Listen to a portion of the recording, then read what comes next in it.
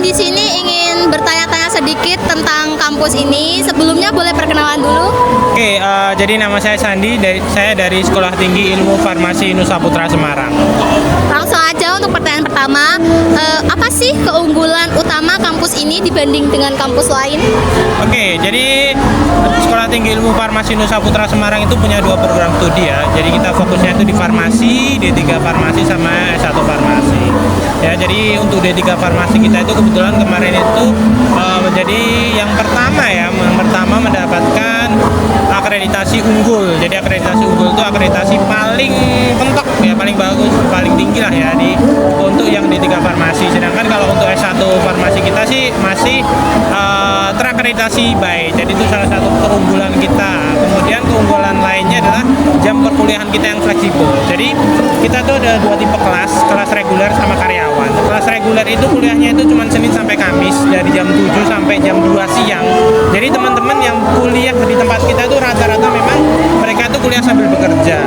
Kemudian kita juga ada kelas karyawan. Kelas karyawan itu kuliahnya itu Jumat sama Sabtu aja. Jadi cuma weekend. Jadi buat teman-teman yang udah kerja, udah jadi karyawan, mau lanjut kuliah, mau upgrade ilmu, bisa banget ambil kuliah di kelas karyawan itu karena perkuliahnya itu di weekend Jumat sama Sabtu. Tapi kalau untuk S1-nya kebetulan kita kuliahnya itu Senin sampai Jumat, tapi maksimal juga sama. Kita sampai jam 7 sampai jam 2. Jadi memang dikhususkan buat teman-teman yang ingin kuliah sambil bekerja. Kemudian keunggulan kita lainnya adalah tentu kita adalah kampus kesehatan, terutama farmasi, yang mungkin nanti teman-teman bisa bandingin deh dari segi pembiayaan. Kita tuh termasuk yang dari segi pembiayaan itu cost-nya itu cukup rendah dibandingkan yang lainnya ya. Kalian coba dibandingin aja nggak apa-apa, silahkan. Ya, untuk yang selanjutnya, ada nggak sih Kak jurusan yang paling diminati? Oke, ya jadi kita sama sih, seimbang. Jadi antara D3 sama S1, karena kita cuma ada 2 ya, ada D3 farmasi sama S1 farmasi, rata-rata sih sama.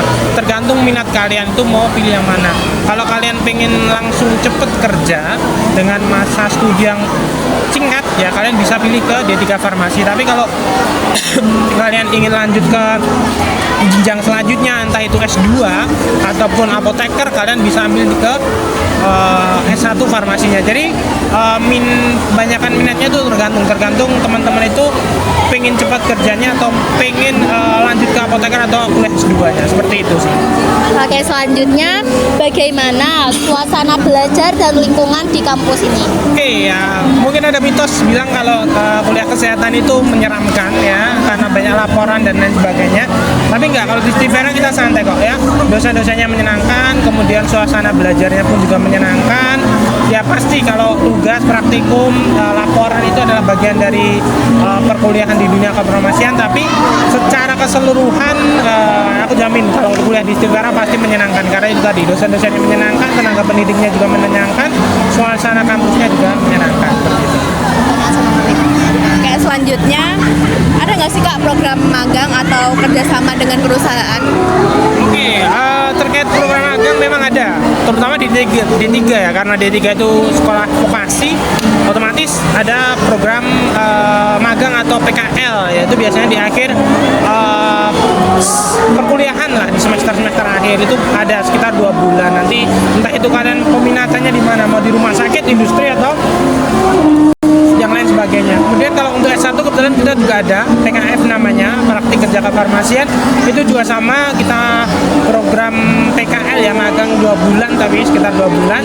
Itu juga sama, nanti di tergantung peminatan ya, mau di rumah sakit, industri, PBF atau dan lain sebagainya. Seperti itu. Oke, baik, terima kasih Kakak untuk jawabannya. Di kampus ini, jurusan manajemen atau manajemen keuangan seperti apa sih?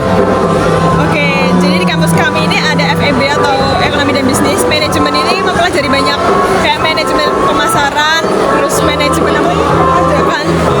Pokoknya manajemen itu mempelajari banyak lah tentang manajemen.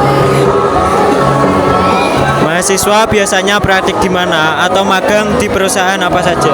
Oke, kalau manajemen sendiri itu sudah punya mitra magang, itu contohnya di BTN, BRI, kemudian BNI, dan juga nanti setelah lulus pun BNI kayak memfasilitasi mahasiswa UGRIS untuk masuk untuk bekerja di sana.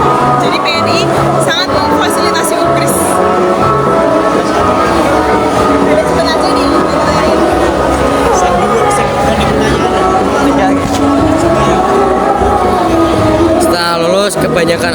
kerja di bidang apa? Ya untuk yang jurusan pendidikan biasanya kerjanya juga kayak di sekolah-sekolah untuk pendidikan yang umum seperti ekonomi kayak biologi itu bisa kerja di SMA atau SMP. Nah untuk pendidikan guru sekolah dasar itu bisa di sekolah dasar dan juga guru PAUD bisa di PAUD. Dan untuk yang di non kependidikan seperti manajemen kayak gitu bisa di bank atau di KAI juga bisa. Banyak sekali untuk pilihan kerja jenjang karirnya.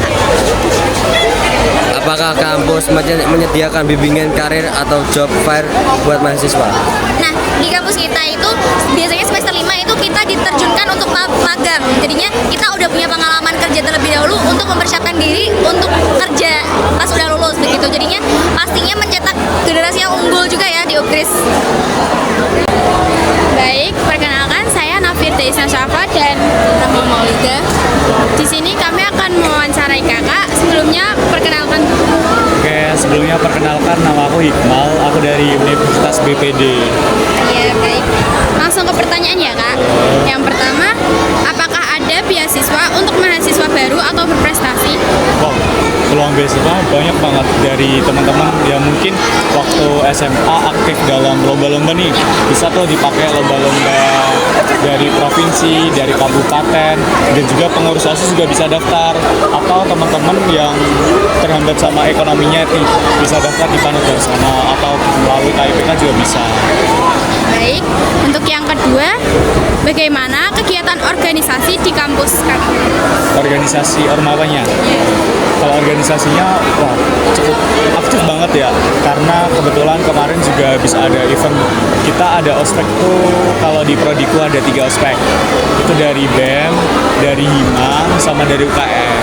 Jadi ada BEM, ada DPM, ada juga HIMA kalau ormawanya sendiri. Dan banyak event yang dikerjakan sama mereka-mereka.